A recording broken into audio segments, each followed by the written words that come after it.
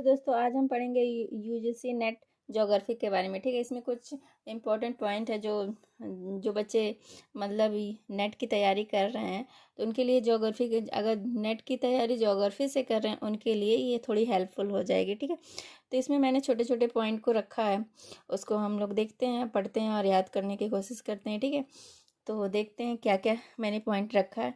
ठीक, बहुत ही important point मैंने रखा है जो एग्ज़ाम में आए हुए कुछ टॉपिक से लिया है मैंने। ठीक है, तो देखते हैं। अवधारणा अवधारणा सिद्धांत और उनके प्रतिपादक। ठीक है, अवधारणा सिद्धांत और उनके प्रतिपादक। जैसे आधार स्तर का इस आधार स्तर इसको बोलते हैं बेस लेवल। इसके प्रतिपादक कौन थे? J W Powell. इनको भू आकृति विज्ञान के अमेरिकी स्कूल का संस्थापक माना जाता है। समानांतर निवर्तन सिद्धांत के प्रतिपादक। समानांतर निवर्तन सिद्धांत के प्रतिपादक कौन थे? डब्ल्यू पेंग। अपरदन चक्र साइकिल ऑफ इरोजन सिद्धांत के प्रतिपादक डब्ल्यू एम डेविस हैं।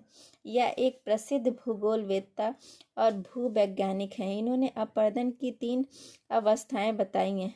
इन्होंने कितनी अवस्थाएं बताई हैं?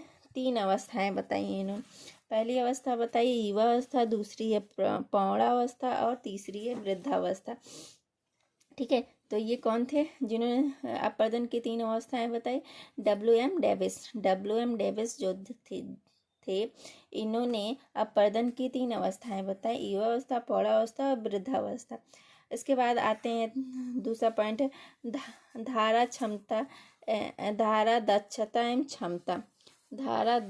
एवं क्षमता के बारे में। ठीक है, तो इसके सिद्धांत का धारा दक्षता एवं क्षमता के सिद्धांत का प्रतिपादक जी के गिलबर्ट हैं। इन्हें उत्तरी अमेरिका का प्रथम वास्तविक भू आकृति वैज्ञानिक कहा जाता है। इनको प्रथम भू आकृति वैज्ञानिक कहा जाता है। ठीक है, जल योजना प्रक्रिया हाइड्रेशन प्रोसेस का संबंध भौतिक एवं रासायनिक प्रक्रिया से।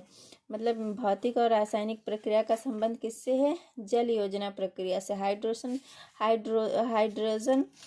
हाइड्रेशन प्रोसेस से। ठीक है, बेसाल्टी सागर प्रॉपर्टी का औसत घनत्व। तो ये कितना होता है? 3.0 ग्राम से सेमी क्यूब होता है, सेमी क्यूब। ठीक, सागरीय प्लेट का निर्माण मुख्यतः बेसाल्ट एवं ग्रेबो से हुआ है, क्योंकि इसमें Mg जैसे तत्वों की अधिकता पाई जाती है। ठीक है, इसमें Mg क्या कहते हैं, Fe और Mg जैसे तत्वों की अधिकता पाई जाती है। ठीक, अब आगे देखते हैं। महासागरीय प्लेटों का निर्माण ग्रेनाइट सेल से होती है। ये सेल मुख्यतः एल्यूमिनियम और सिलिकेट से बना होता है। महासागरीय प्लेटों का औसत घनत्व 2.75 से 2.9 के मध्य होता है। 2.75 से लेके 2.9 के मध्य होता है। ठीक है, विषुवतीय रेखा से ध्रुवों की ओर बहने वाली भूमध्य रेखीय हवाओं का सही क्रम क्या होता है? ठीक,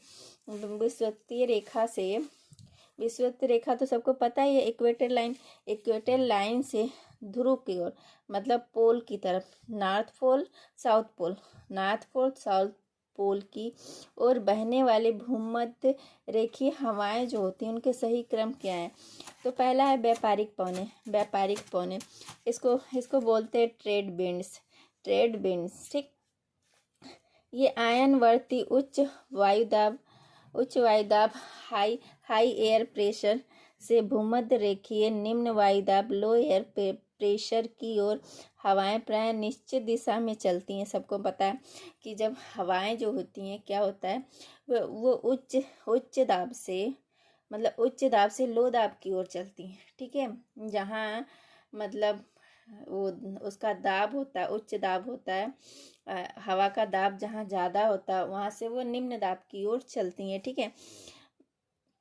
उत्तरी गोलार्ध मतलब नॉर्थ पोल में उत्तर पूर्व से दक्षिण पश्चिम, मतलब उत्तरी गोलार्ध जो नॉर्थ पोल है, ऊपर की तरफ जो नॉर्थ पोल होता है वहाँ उत्तर पूर्व से दक्षिण पश्चिम, तथा दक्षिणी गोलार्ध साउथ पोल में दक्षिण पश्चिम से उत्तर पश्चिम की ओर बहती हैं। ठीक है। नियमित दिशा के कारण प्राचीन काल में व्यापारियों को जलयानों के संचालन में अधिक सुविधा मिलने के कारण इनको व्यापारिक पवन नाम से जाना जाता है। मतलब प्राचीन काल से, मतलब इन पवनों की वजह से जो व्यापारी लोग होते थे, जो समुद्रों में व्यापार करते थे, जैसे पहले के लोग समुद्र जहाज़ों में ही मतलब व्यापार का ज़्यादातर काम समुद्रों से होता था।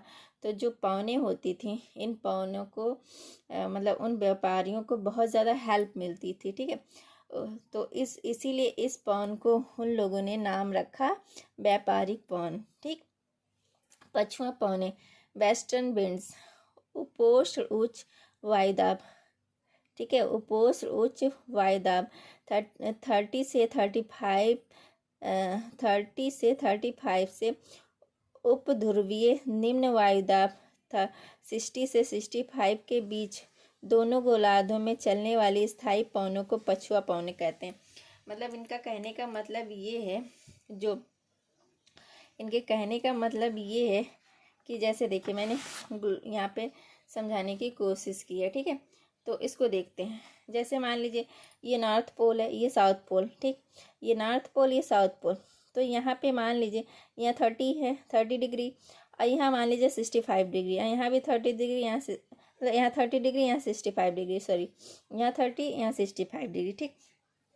तो इनके बीच जो पवनें बहती हैं, जो स्थायी पवनें बहती हैं, उन्हें पछुआ पवन बोलते हैं।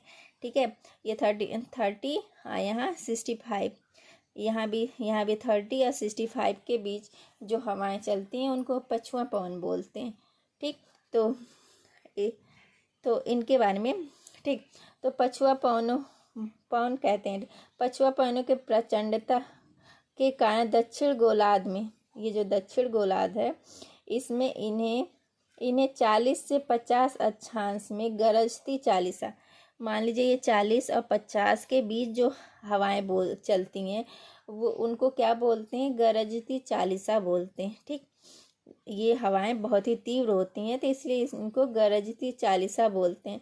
अब 50 डिग्री अक्षांश के आसपास, ये 50 डिग्री अक्षांश के आसपास जो हम पवनें बहती हैं उनको भयंकर पचासा बोलते हैं, उनको भयंकर पचासा बोलते हैं। ठीक है। और 60 के आसपास जो पवनें 60 के आसपास बहती हैं उनको चीकता साटा के नाम से जाना जाता है। तो ये तो समझ में आ ही गया होगा कि 30 और 65 के बीच में दोनों पोल पे जो पवनें बहती हैं उनको हम लोग वो पछुआ पवन बोलते हैं। ठीक। और जब यहाँ साउथ पोल दक्षिण गोलार्ध में जो 40 और 50 के आसपास बहती हैं उनको गरजती चालीसा बोलते हैं, और 50 के आसपास जो अक्षांश के आसपास जो बहती हैं उनको भयंकर पचासा, और 60 के आसपास चीकता साठा के नाम से जाना जाता है। ठीक। अब आगे देखते हैं ध्रुवीय पवने पोलर विंड्स। ध्रुवों पर अत्यधिक शीत के कारण वर्ष भर उच्च दाब बना रहता है, जहाँ से शीतोष्ण कटिबंधीय निम्न दाब की ओर हवाएं चलने लगती हैं, जिन्हें ध्रुवीय पवनें कहते हैं। मतलब जो ये ध्रुव है, पोल जो है नॉर्थ पोल और साउथ पोल, यहाँ पे सबसे अधिक ठंड पाई जाती है। सबको पता है कि इन दोनों पोल पे सबसे ज़्यादा ठंड पाई जाती है। ठीक है।